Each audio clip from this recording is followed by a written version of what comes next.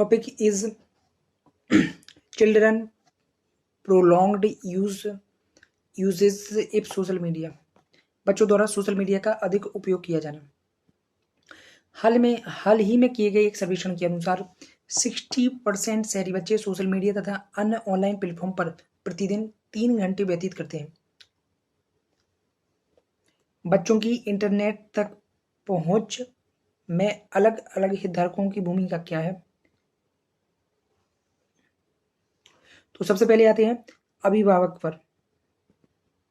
अभिभावक का हित क्या है? आधुनिक समाज में माता पिता तो दोनों ही लगभग कामकाजी होते हैं।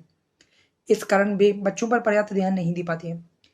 इसके परिणाम स्वरूप वर्तमान आधुनिक समाज में आईपैड किड की धारणा जैसी नवीन धारणा विकसित हो रही है।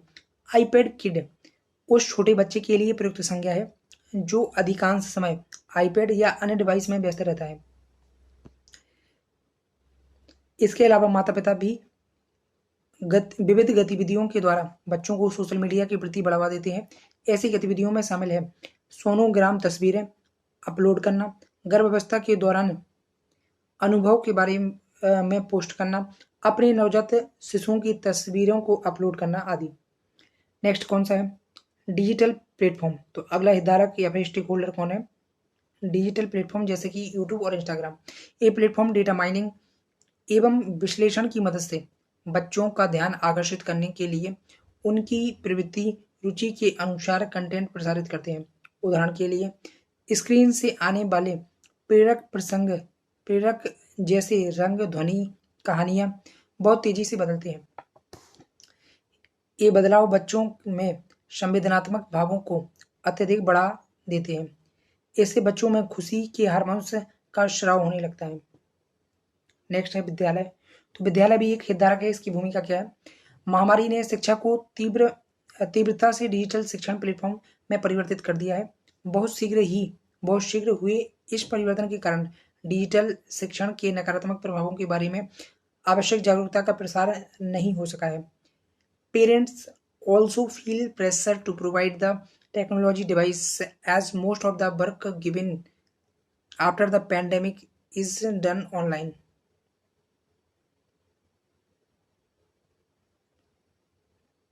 उदाहरण के लिए महामारी के दौरान और बाद भी कक्षा कार्य, होमवर्क ऑनलाइन करवाया जाता है। इस कारण माता पिता व अभिभावक भी पर तकनीकी डिवाइस खरीदने का आर्थिक बोझ पड़ता है। इसके अलावा बच्चे भी एक हितधारक हैं। बच्चों का हित क्या है? डिजिटल विश्व बच्चों को वास्तविक जीवन की चुनौतियों तथा तनावों से बचने के लिए एक सहायक के रूप में आकर्षित करता है। बच्चों पर नई तकनीक तथा नवीनतम गेम और एप्लीकेशन का उपयोग करने के लिए मित्र समूह का भी दबाव होता है। सरकार का हित क्या है? वयस्कों तथा बच्चों के लिए अलग अलग विनियमन तंत्र का अभाव है।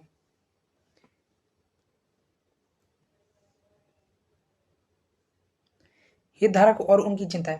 सरकार और लोक प्राधिकरण ऑनलाइन एब्यूज से बचाने के लिए कानून लागू करने को लेकर चिंतित।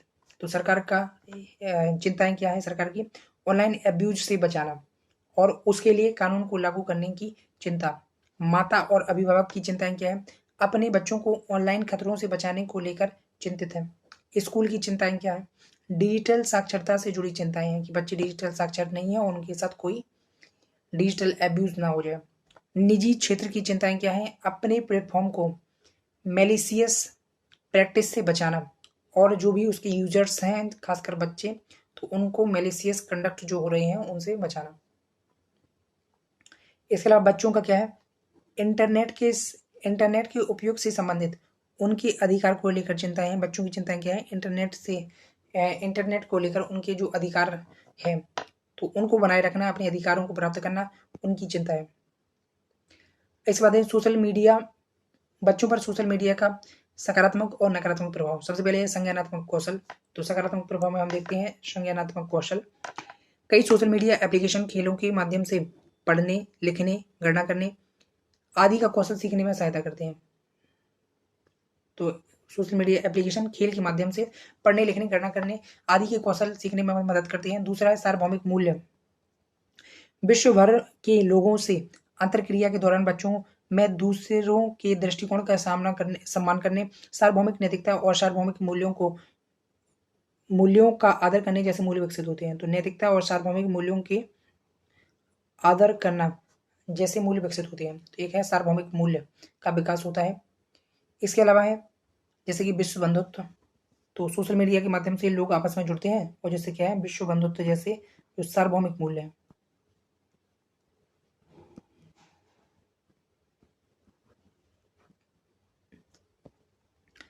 इस बात है सामाजिक कौशल।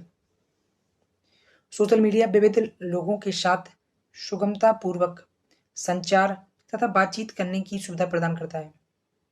एग्जाम्पल, अच्छे पोस्ट लिखना। तो ये सामाजिक कौशल में भी सुधार करता है। ठीक है। इसके अलावा लोग एक दूसरे के साथ अच्छे से इंटरेक्ट करना सीखते हैं, खासकर बच्चे एक दूसरे के साथ अच्छे से इंटरेक्ट करना सीखते हैं। सूचनाओं तक आसान पहुंच। तो एक फायदा बच्चों को क्या होता है, सूचनाओं तक बच्चों की पहुंच को भी बढ़ावा मिलता है। सोशल मीडिया विविध विषयों पर प्रचुर मात्रा में जानकारी उपलब्ध कराता है। इसके अलावा है क्रिएटिविटी। तो क्रिएटिविटी कैसे बढ़ती है, बच्चों में कला, लेखन, वीडियो कंटेंट जैसे अलग अलग माध्यमों से अपनी रचनात्मकता व्यक्त करते हैं, अपने विचार साझा करते हैं और अपनी प्रतिभाओं का प्रदर्शन करते हैं। इसके बाद है नकारात्मक क्या है, तो साइबर बुलिंग तथा ऑनलाइन उत्पीड़न। बच्चे सोशल मीडिया प्लेटफॉर्म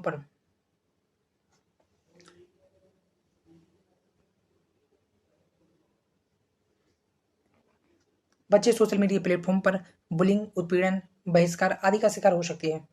इससे भावनात्मक तनाव, तो साइबर बुलिंग आदि के शिकार हो सकते हैं। पर यही इसी के नीचे डॉट लगा के लिख देंगे। इससे भावनात्मक तनाव, चिंता, यहाँ तक कि अवसाद जैसी समस्याएं भी उत्पन्न हो सकती हैं। तो देखो ये है सेकेंडरी इसके जो इफेक्ट हैं, तो उनको हम ऐसे इस प्रकार से कि इससे भावनात्मक तनाव, अवसाद, चिंता जैसी स्थितियां उत्पन्न हो सकती हैं। ठीक है। और साइबर बुलिंग का उदाहरण कौन सा है, जैसे कि ब्लू व्हेल गेम। इस बाद है फेक न्यूज। सोशल मीडिया एक सहज व क्षमतावान प्लेटफॉर्म है जिस पर दूसरों के बारे में झूठी, मनगढ़ंत व शर्मनाक और शत्रुतापूर्ण सूचनाएं प्रसारित की जाती हैं। तो कई बार क्या है जो सोशल मीडिया की फेक न्यूज़ है, इससे बच्चों पर नकारात्मक प्रभाव पड़ सकता है। इसके अलावा फेक न्यूज़ के माध्यम से धार्मिक कट्टरता, रिलीजियस फंडामेंटलिज्म को भी बढ़ावा मिल सकता है। सोशल मीडिया एक सहज व क्षमतावान प्लेटफॉर्म है जिस पर दूसरों के बारे में झूठी, मनगढ़ंत, शर्मनाक, शत्रुतापूर्ण सूचनाएं प्रसारित की जा सकती है। सामाजिक संबंधों में कमी। बच्चे जब अधिक से अधिक टाइम अगर सोशल मीडिया पर बिताएंगे तो इससे उनके सामाजिक संबंध और सामाजिक कौशल में भी कमी आएगी। लोगों के साथ कैसे बातचीत करनी है, लोगों के साथ कैसे रहना है। धीरे धीरे अगर फोन की लत ज़्यादा होगी तो सामाजिक संबंधों में कमी आएगी। वास्तविक व ऑनलाइन रियलिटी में पहचान करने में असमर्थता। बच्चों में ऑनलाइन रियलिटी व वास्तविक रियलिटी में भेद करने की क्षमता सीमित होती है। Facebook depression.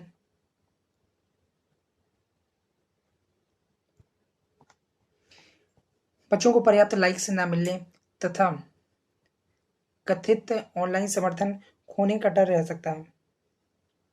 तो इससे क्या आता है, फाइनली डिप्रेशन, फेसबुक डिप्रेशन। तो एक समस्या क्या है, फेसबुक डिप्रेशन।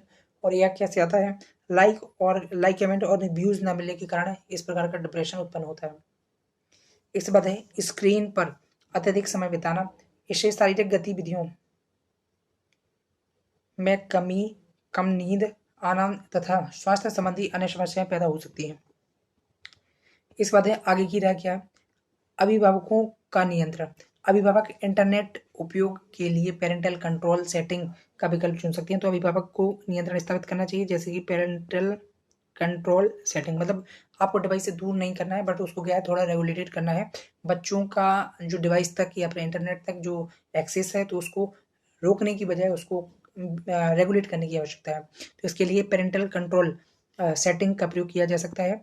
और जो ऑनलाइन ऐप्स हैं वो भी इस तरीके की पेरेंटल कंट्रोल सेटिंग का PCS आपको बढ़ावा दे सकते हो। उदाहरण के लिए वेबसाइट को इंटरनेट पर देखने की अनुमति देना और उन्हें देखने पर प्रतिबंध लगाना, बच्चों को सशक्त बनाना, सशक्तिकरण में कई तकनीक शामिल होती हैं, जैसे बच्चों को आयु उपयुक्त भाषा में कानूनी सीमाओं के बारे में शिक्षा देना, अपने समुदाय के सांस्कृतिक व नैतिक मानदंड तथा उनकी अपेक्षाओं पर चर्चा करना। इसके बाद है प्रौद्योगिकी का उपयोग। बच्चों के डिवाइस को नवीनतम सॉफ्टवेयर, गोपनीयता सेटिंग के साथ अपडेट करना चाहिए। इससे कम से कम डेटा संग्रहण किया जा सकता है। इसके बाद है विनियमन। सरकारें ऐसे कानून तथा नियम बना सकती हैं जो बच्चों की निजता की रक्षा करें और साइबर बुलिंग को रोकें। इंटरनेट प्रदाता की भूमिका। बे बाल केंद्रित फीचर्स व फंक्शन। तो इंटरनेट प्रदाता की क्या भूमिका होनी चाहिए? बे बालक केंद्रित फीचर्स व फंक्शन, प्रभावी रिपोर्टिंग, फीडबैक तंत्र आदि के माध्यम से ऑनलाइन बाल शोषण व दुर्व्यवहार को रोक सकते हैं, इस पर प्रतिक्रिया दे सकते हैं। इस बात है विद्यालय। विद्यालय की क्या भूमिका हो सकती है? विद्यालय स्तर पर छात्र को इंटरनेट के सुरक्षित और प्रभावी उपयोग के बारे में शिक्षित किया जाना चाहिए। इस बात है शारीरिक गतिविधियों को बढ़ावा देना। तो जैसे वो लगती है इशिता किशोर, शारीरिक गतिविधियों को बढ़ावा देना। तो एग्जाम्पल फिट इंडिया मूवमेंट, बस इतना लिख के। इसके बाद ये बाल सुरक्षा पर अंतर्राष्ट्रीय दूर संचार संघ दिशा निर्देश 2020।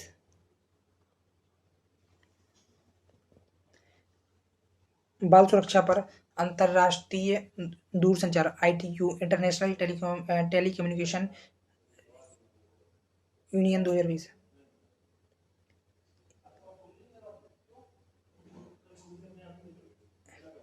इन दिशा निर्देशों को अलग अलग देश और हितधारक राष्ट्रीय एवं स्थानीय रीति रिवाज तथा कानूनों के अनुरूप अपना सकते हैं।